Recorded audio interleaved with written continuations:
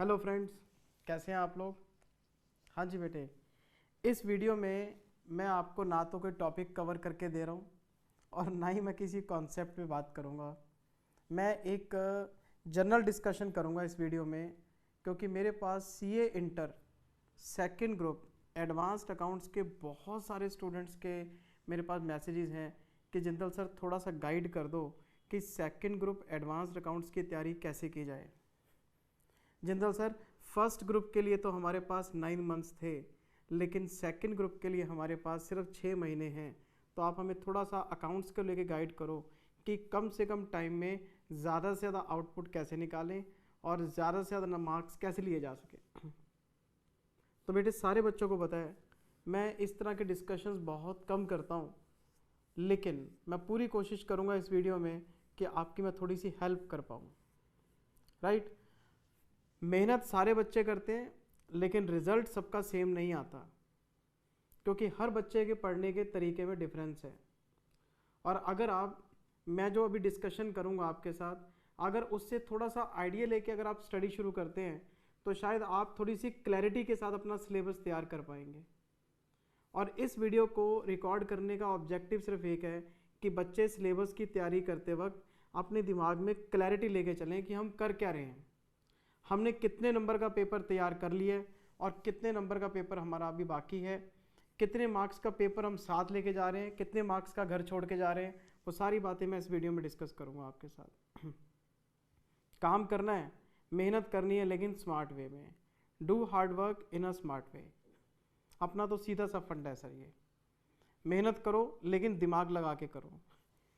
सबसे पहली बात बेटे, मैंने इंस्टीट्यूट की गाइडलाइंस पढ़ी, तो मुझे सबसे पहली बात जो इंस्टीट्यूट के गाइडलाइंस में पढ़ने को मिली, इंस्टीट्यूट ने आपका पूरा सिलेबस 4 सेक्शंस में बांट रखा है बेटे। इंस्टीट्यूट ने आपका पूरा सिलेबस 4 सेक्शंस में बांट रखा है। अब आप कहेंगे जिंदल सर 4 सेक्शन, ये चारों सेक्शन बेटे अलग अलग मार्क्स की वेटेज के साथ हैं। इन्होंने आपके सिलेबस के 4 टुकड़े कर दिए हैं और हर पोर्शन की अलग वेटेज है, और उसमें यह भी डिफाइंड है कि इस सेक्शन में ये टॉपिक हैं और ये इतने नंबर के हैं। तो सबसे पहले बच्चे को पढ़ाई शुरू करने से पहले इन 4 सेक्शंस के ऊपर काम करना चाहिए कि इंस्टीट्यूट सिलेबस की रिक्वायरमेंट में ये 4 सेक्शन क्या लेके आया है। दूसरी बात, आपको ऑब्जर्व करना चाहिए कि हर सेक्शन की वेटेज कितनी है। आप जो चैप्टर पढ़ रहे हैं वो कौन से सेक्शन में आता है और वो सेक्शन कितनी वेटेज का है। सेक्शन की वेटेज आपको पता होनी चाहिए। पता है ये जो सेकंड स्टेप है इसकी इंपॉर्टेंस क्या है, मैं बताता हूँ। मान लो 4 सेक्शन है, बच्चे ने एक चैप्टर पढ़ लिया सेक्शन 1 में से, एक चैप्टर पढ़ लिया सेक्शन 2 में से, एक चैप्टर पढ़ लिया सेक्शन 3 में से, एक चैप्टर पढ़ लिया सेक्शन 4 में से। सेक्शन कोई भी तैयार नहीं है और हमारी जो मार्क्स की कंप्लीशन स्टेज है वो 0% है। नहीं समझे? मान लो बेटे 4 सेक्शन है, मैंने एक सेक्शन उठाया जिसकी वेटेज है 25 मार्क्स की, और उसमें मान लेते हैं 5 टॉपिक हैं। तो मैं आपको एक ही एडवाइस करूंगा कि पहले वो सेक्शन कंप्लीट करो अपना, पहले वो सेक्शन कंप्लीट करो, और जब तक वो सेक्शन कंप्लीट ना हो दूसरा सेक्शन स्टार्ट मत करो। आपको स्टडी करनी चाहिए सेक्शन वाइज। इससे क्या होगा, आपको जैसे ही एक सेक्शन कंप्लीट होगा आपको पता लग जाएगा कितने नंबर का सिलेबस आपने तैयार कर लिया है, और जब आप दूसरे सेक्शन पे जाएंगे तो आपको ये भी पता होगा कि कितने मार्क्स का सिलेबस हम और तैयार करने जा रहे हैं, और अगर कोई चैप्टर आप छोड़ के जा रहे हैं तो उसका क्या रिस्क है, कितने मार्क्स का रिस्क आप उठा रहे हैं, आपको पूरी जानकारी रहेगी। तो मैं बच्चे को हमेशा एडवाइस करता हूँ कि इंस्टीट्यूट के सिलेबस के जो 4 सेक्शन हैं, हर सेक्शन की वेटेज पढ़ो और उसके अंदर स्टडी करो। जब तक आपका एक सेक्शन कंप्लीट ना हो जाए दूसरे सेक्शन पे स्विच ओवर नहीं करना आपने। ये नहीं है एक यहाँ से पढ़ लिया, एक यहाँ से पढ़ लिया, एक यहाँ, कोई भी सेक्शन हमारा ढंग से तैयार नहीं है, ये काम नहीं करना। इनफैक्ट मैंने जो पेन ड्राइव क्लासेस आपको दी हैं उसमें भी आपको चैप्टर मार्क कर लेने चाहिए सेक्शन वाइज और उसके अकॉर्डिंग ही पढ़ने चाहिए। चाहे वो आपका मॉड्यूल 1 का चैप्टर है चाहे वो मॉड्यूल 2 का है, क्योंकि मैं बच्चों को 2 मॉड्यूल देता हूँ। तो आप पहले चैप्टर्स को मार्क करो कि ये सेक्शन 1 के हैं, ये सेक्शन 2 के हैं, ये सेक्शन 3 के हैं, ये सेक्शन 4 के हैं, और सेक्शन वाइज स्टडी करो आप। मैं आपको अभी डिटेल में बताऊंगा सारी बात। और आपका जो स्टडी प्लान है बेटे वो होना चाहिए section wise, as per sections in the course. वो बात मैं आपको बता चुका हूँ, सेक्शन बाय सेक्शन पढ़ो। और स्टडी मैट आपका कवर्ड होना चाहिए, रिविजनरी टेस्ट पेपर आपके कवर्ड होने चाहिए, मॉक टेस्ट पेपर आपके कवर होने चाहिए, और पास्ट एग्जामिनेशन आपके कवर होने चाहिए। ये चारों चीज़ें आपकी कवर होनी चाहिए। और आपको पता है कि मैंने अभी रिसेंटली एक लिंक शेयर किया था टेलीग्राम चैनल पे, उसमें सारे आरटीपी, सारे एमटीपी, सारे पास्ट एग्जामिनेशन, सारे मैंने वीडियोस आपको डाल के दिए। और स्टडी मटेरियल वो हमारे मॉड्यूल्स में कवर्ड है सारा। तो बेटे ये चार चीज़ें ये आपकी जिम्मेदारी हैं, स्टडी मैट, आरटीपी, एमटीपी और पास्ट एग्जाम्स। और एक मज़े की बात और है, ये जो मैं आपके साथ स्ट्रैटेजी डिस्कस कर रहा हूँ, मेरा सब्जेक्ट अकाउंटिंग है तो मैं अकाउंट्स पे बोल रहा हूँ, लेकिन आप इस टेक्निक को सारे सब्जेक्ट्स पे लगा सकते हैं, क्योंकि इंस्टीट्यूट ने सारे सब्जेक्ट्स के सेक्शन और उनके मार्क्स की वेटेज बता रखी है। तो अगर हम एक स्ट्रैटेजी फॉलो कर रहे हैं एक सब्जेक्ट में, तो वही तरीका आप बाकी सब्जेक्ट्स में भी फॉलो कर सकते हैं। तो कम से कम बच्चे को पता होना चाहिए कि मैं कितने नंबर का सिलेबस तैयार कर चुका हूँ। बच्चा घर पे बैठ के पढ़ रहा है तो उसको पता होना चाहिए कि कितने चैप्टर हो गए हैं और कितने नंबर के हो गए हैं। अब मैं ज़रा आपको बाकी के 4 सेक्शंस डिटेल में बताता हूँ बेटे कि 4 सेक्शंस क्या हैं, क्या क्या वेटेज है इनकी। ये देखो, इंस्टीट्यूट ने सबसे पहला सेक्शन, ये आपका पहला सेक्शन है बेटे, ये फर्स्ट सेक्शन है।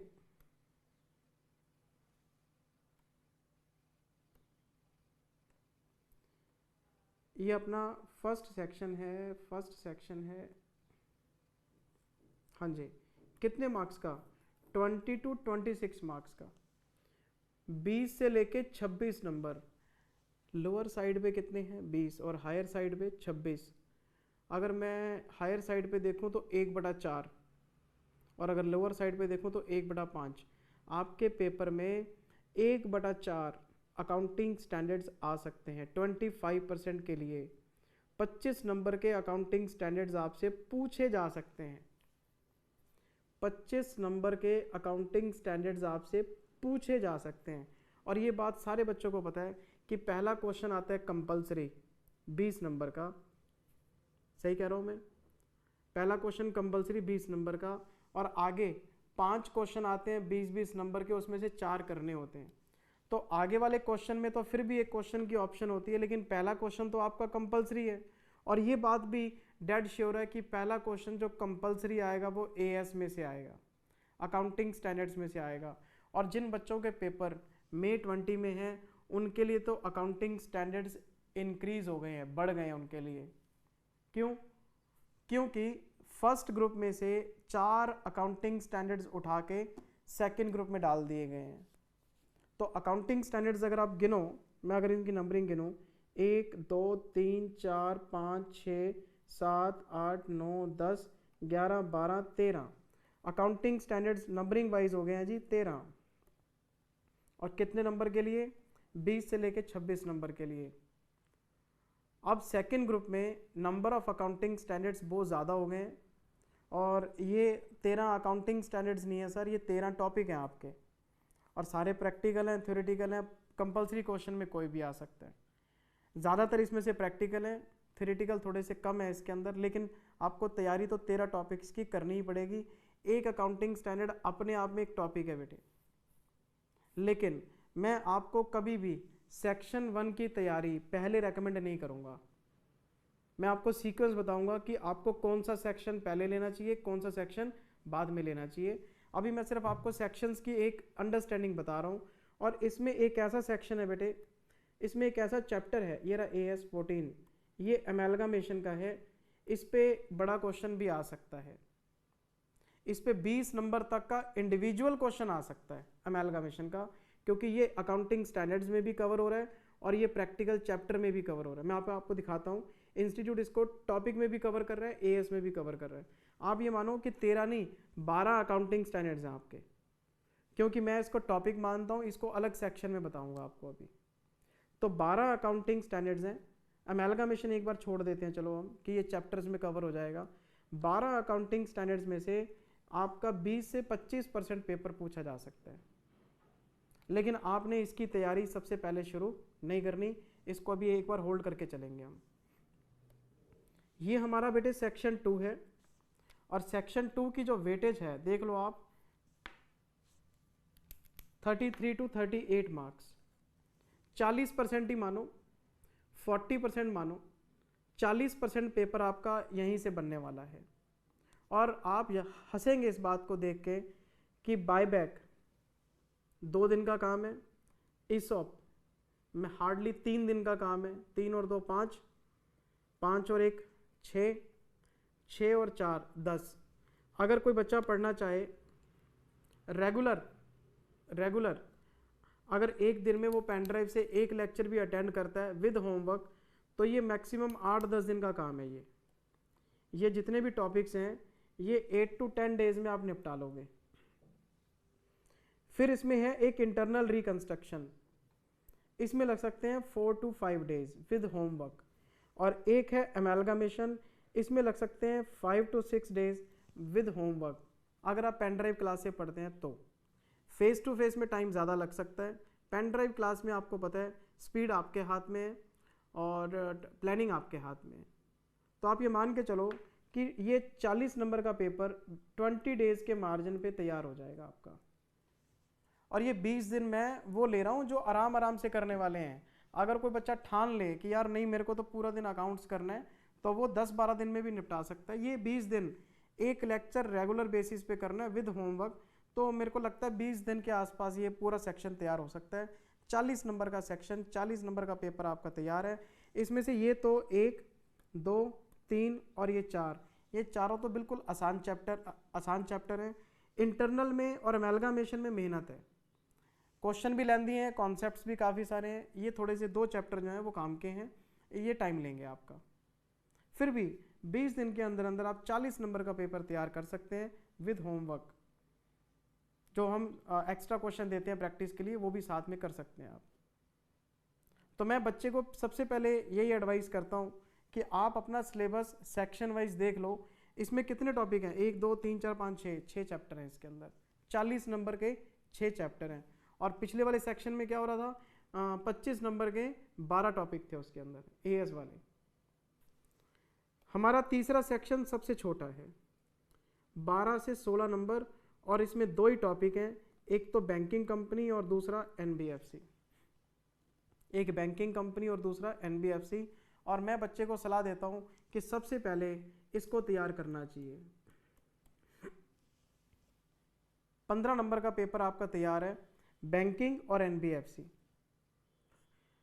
बैंकिंग और एनबीएफसी, और ये 1 हफ्ते का काम है, 7 डेज, दोनों चैप्टर। एनबीएफसी में टाइम नहीं लगता, बैंकिंग में टाइम लग जाता है। 7 डेज विद होमवर्क, 7 दिन के अंदर अंदर ये दोनों टॉपिक आपके तैयार हो जाएंगे। आपने सेक्शन 3 सबसे पहले उठाना है, और सबसे पहले उठाना है बैंकिंग कंपनी।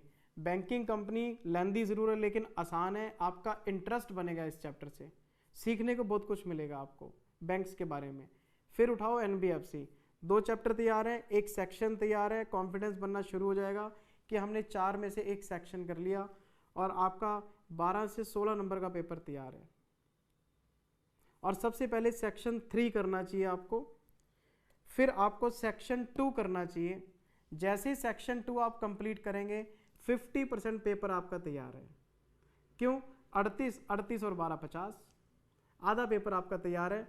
और मुझे लगता है, ये देखिए आप, 7 दिन मैं इसको दे रहा हूँ, 20 दिन मैं इसको दे रहा हूँ। अगर बच्चा रेगुलर पढ़ाई करने वाला है, और मैं ये साफ कह रहा हूँ दोबारा से, आराम से पढ़ने की स्पीड है और होमवर्क साथ में निपटा के चलना है, 1 महीने के अंदर 50% सिलेबस आपका तैयार हो सकता है। और सारा दिन अकाउंट्स नहीं पढ़ना, 1 लेक्चर अटेंड करना है और थोड़ा सा होमवर्क करना है आपने। तो अगर आप एडवांस अकाउंट्स को घर पे बैठ के पेन ड्राइव से स्टडी कर रहे हैं और आप रेगुलर बेसिस पे 3 से 4 घंटे दे रहे हैं बस, तो आपका 1 महीने के अंदर 50% सिलेबस तैयार हो जाएगा। पहले सेक्शन 3 उठाओ, फिर सेक्शन 2 उठाओ। जो बच्चे सेल्फ स्टडी भी कर रहे हैं उनको भी इसी सीक्वेंस में पढ़ना चाहिए। 2 सेक्शन, आधा सिलेबस गया आपका, वेटेज वाइज भी और चैप्टर वाइज भी। फिर आपको आना चाहिए सेक्शन 1 पे और अकाउंटिंग स्टैंडर्ड्स का नंबर लगाना चाहिए। सेक्शन 4 स्टार्ट नहीं करना, पहले सेक्शन 3 करो, फिर सेक्शन 2 करो, फिर सेक्शन 1 पे आ जाओ और ये सारे अकाउंटिंग स्टैंडर्ड्स निपटाओ, क्योंकि अकाउंटिंग स्टैंडर्ड्स कंपलसरी क्वेश्चन में आते हैं। 25 नंबर का पेपर और ऐड हो गया, 75 मार्क्स का पेपर आपका तैयार हो जाएगा। मेरी बात समझ रहे हैं आप? 75 मार्क्स का पेपर आपका तैयार हो जाएगा और इस पोर्शन में मुझे लगता है कि आप 15 से 20 दिन में इसको कवर कर लेंगे। 15 से 20 दिन में ये तैयार हो जाएगा। लेंदी पोर्शन है सर, अकाउंटिंग स्टैंडर्ड्स का टाइम देना पड़ेगा आपको। और अकाउंटिंग स्टैंडर्ड्स आपके ऑडिटिंग के पेपर में भी काम आएंगे। जब आप ट्रेनिंग के लिए अप्लाई करेंगे तो इंटरव्यू जब अच्छी फर्म में देने जाएंगे तब भी एएस बेस्ड क्वेश्चन पूछे जाएंगे। फाइनल में जब आप इंडियस पढ़ेंगे तो उसके लिए भी एएस का बैकग्राउंड चाहिए, तो वहाँ पे भी हेल्प करेंगे। इसको हल्के में मत लेना, कंपलसरी क्वेश्चन तो है ही, ये आपका एंड तक आपके साथ चलेगा और फाइनल में बहुत हेल्प करेगा बेटे आपको। मेरी बात समझ रहे हैं आप? सेक्शन 3 बैंकिंग एनबीएफसी सबसे पहले, सेक्शन 2, फिर सेक्शन 1, 75 मार्क्स का पेपर तैयार हो गया। और फिर आपने आना है सेक्शन 4 पे, और सेक्शन 4 हमारा है 25 से 30 नंबर का। मात्र 2 चैप्टर है इसके अंदर, एक तो है होल्डिंग कंपनी और एक है पार्टनरशिप अकाउंट्स। होल्डिंग कंपनी फिर अकाउंटिंग स्टैंडर्ड बेस्ड है, फिर से एएस आ गया। तो सेकंड ग्रुप में अकाउंटिंग स्टैंडर्ड्स की वेटेज बहुत ज़्यादा है सर, और इन दोनों में से भी आपने पार्टनरशिप पहले करना है, होल्डिंग बाद में करना है। पार्टनरशिप पहले करना है, होल्डिंग बाद में करना है, क्योंकि पार्टनरशिप में बच्चे ने फिर भी थोड़ा बहुत बेसिक पढ़ा होता है तो इंटरेस्ट डेवलप हो जाता है पहले। और पार्टनरशिप में आपके सिलेबस में क्या है सेकंड ग्रुप के अंदर? डिसोल्यूशन है, पीस मिल डिस्ट्रीब्यूशन है, sale of a partnership firm to company है, conversion of a firm into company है, अमेलगमेशन ऑफ फर्म्स है। वो नहीं है एडमिशन, रिटायरमेंट, डेथ, वो नहीं है ना, एडवांस लेवल के प्रॉब्लम्स हैं। और जो बच्चे ग्रुप 1 में पार्टनरशिप पढ़ के आए हैं उनको पता है कि मैंने तो इसमें भी एडमिशन, रिटायरमेंट, डेथ, उन सब के क्वेश्चन मिक्स करके कराए हैं आपको, और वो मैंने अपने मन से नहीं कराए, पेपर में आए हुए। पहले एडमिशन होता है, फिर डिसोल्यूशन होता है, यहाँ कंपनी बन जाती है। पहले रिटायरमेंट होता है, फिर कंपनी, फिर पार्टनरशिप फर्म बंद हो जाती है, सेल हो जाती है। तो हमने एडमिशन, रिटायरमेंट, डेथ के क्वेश्चन भी इसमें किए हुए हैं। तो पहले पार्टनरशिप करनी है आपने, और फिर आपने होल्डिंग कंपनी का चैप्टर करना है, कंसोलिडेशन का। ये 4 सेक्शन है बेटे।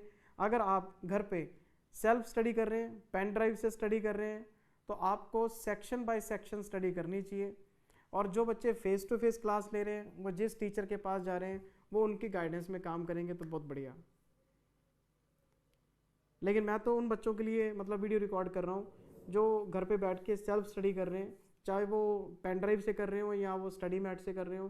तो बेटे प्लीज़ अपने सिलेबस को पहले समझो, चैप्टर्स को बांट दो, कॉपी पे लिख लो, कि कॉपी पे एक फ्लो चार्ट बना के रखो, और जैसे जैसे चैप्टर होते जाएं सेक्शन में से काटते जाओ। कॉन्फिडेंस आपका बिल्डअप होता जाएगा, आपको मोटिवेशन की ज़रूरत ही नहीं पड़ेगी।